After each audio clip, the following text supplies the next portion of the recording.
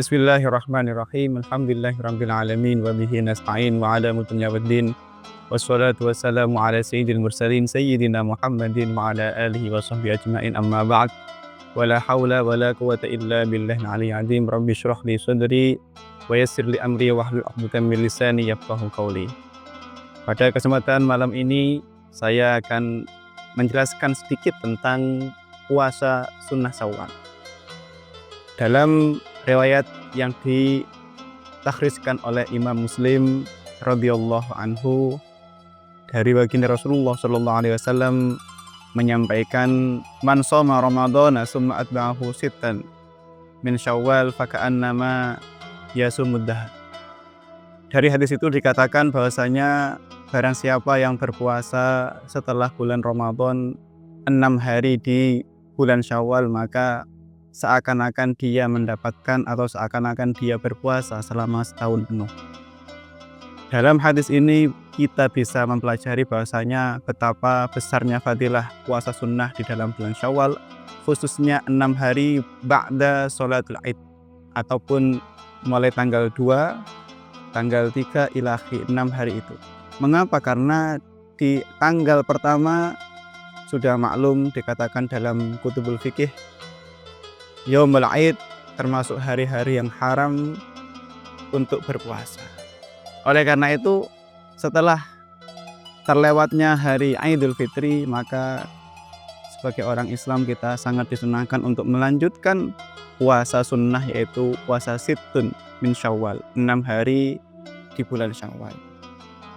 Ulama mengatakan 6 hari itu lebih baiknya, alangkah baiknya dilakukan langsung bersambung dengan 1 Syawal, yakni dimulai dari tanggal 2 sampai tanggal 7. Karena sesuai dengan hadis baginda Rasulullah sallallahu alaihi wasallam mengatakan, barang siapa yang berpuasa selama 6 hari. 6 hari ini versi ulama lebih afdolnya adalah mulai tanggal 2 sampai tanggal 7 di bulan Syawal. Namun sebelum itu banyak hukum-hukum yang perlu kita tahu.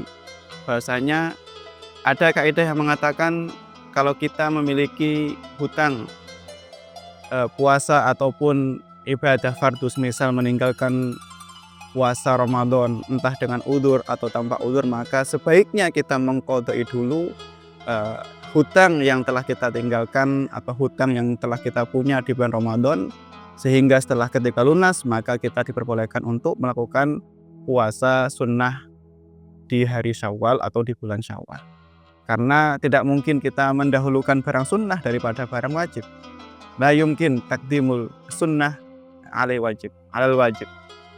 Wahakadha, jadi memang harus diperhatikan bahwasanya seperti yang dinukil oleh para ulama, khususnya Al-Imam Ibnu Hajar dalam keterangannya, bahwasanya jika ada seorang yang masih memiliki hutang ibadah fardu, khususnya ibadah yang ditinggalkan tanpa udzur, maka dia tidak boleh melakukan ibadah sunnah sebelum dia mengqadha ini. Kemudian dikatakan bahwasanya juga, mengapa kok ulama ketika membahas tentang hadis keutamaan puasa sunnah di bulan Syawal khususnya 6 hari itu lebih diawalkan, atau mengapa memilih 6 hari?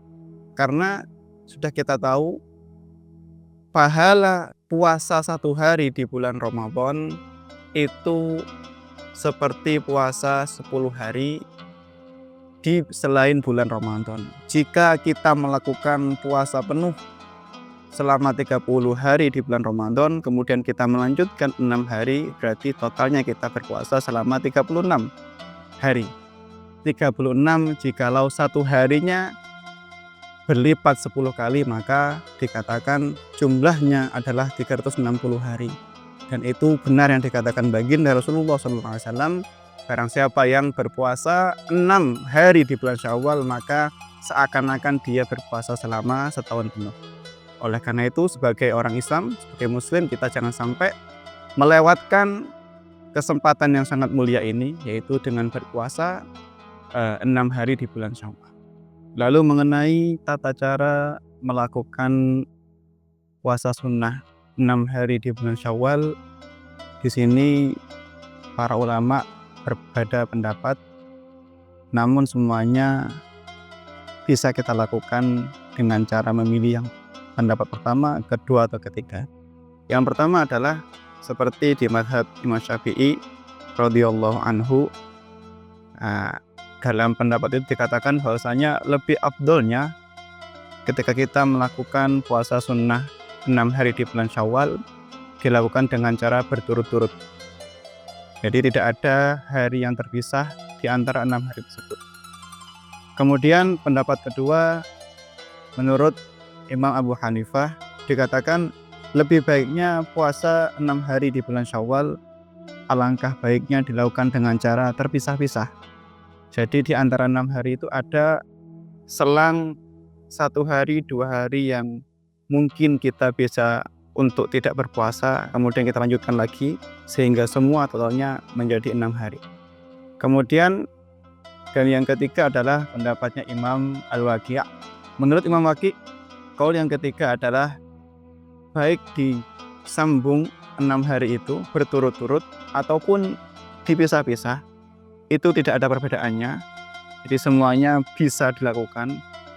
Dengan 3 pendapat ini kita bisa melakukan dengan cara pendapat yang pertama seperti yang dikatakan oleh Imam Syafi'i.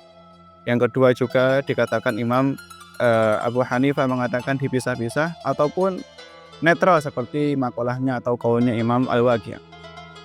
Itu tata cara untuk melakukan puasa sunnah 6 hari di bulan Syawal.